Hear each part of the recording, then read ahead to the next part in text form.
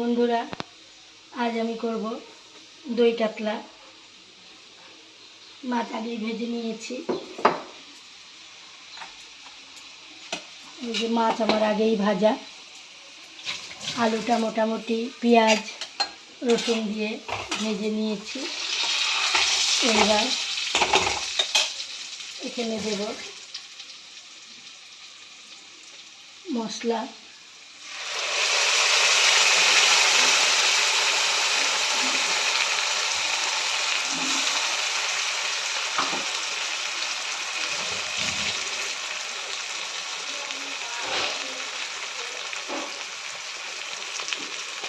মশলাটা ততক্ষণ ভাজবো যতক্ষণ মশলা থেকে কাঁচা গন্ধটা দূর না হয়।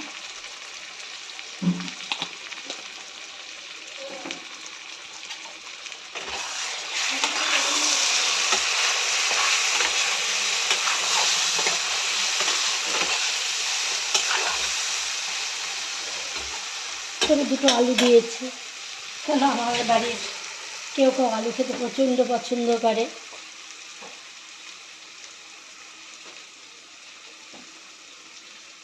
মশলা ভাজি হয়ে গেছে। এখন আমি এর মধ্যে টক দই দিব। টক দই দেওয়ার আগে গ্যাসটাকে সিম করে নিতে হয়, নাহলে দইটা ফেটে যাওয়ার সম্ভাবনা থাকে।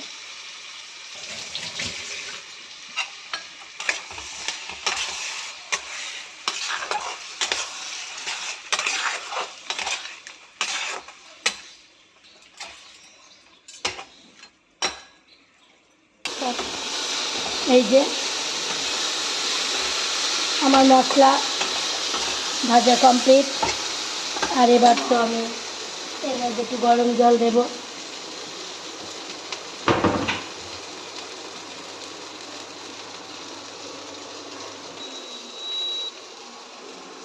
এই যে আমি এর মধ্যে গরম জল দেবো।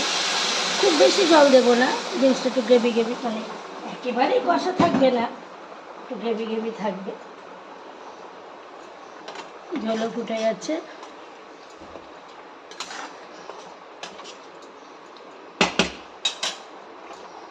এবার আমি মাছগুলো দিয়ে দেব।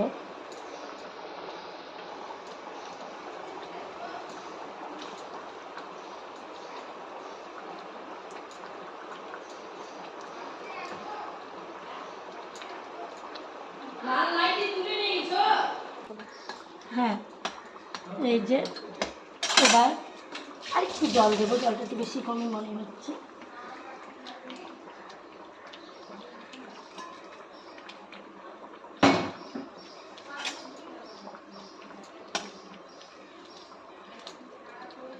দেখুন বন্ধুরা, রঙটা বেশ সুন্দর হয়েছে। মোটামুটি হলে এর মধ্যে একটু ঘি গরম মশলা দিয়ে দেব। আমার রেসিপিটা ভালো লাগলে অবশ্যই লাইক করবেন।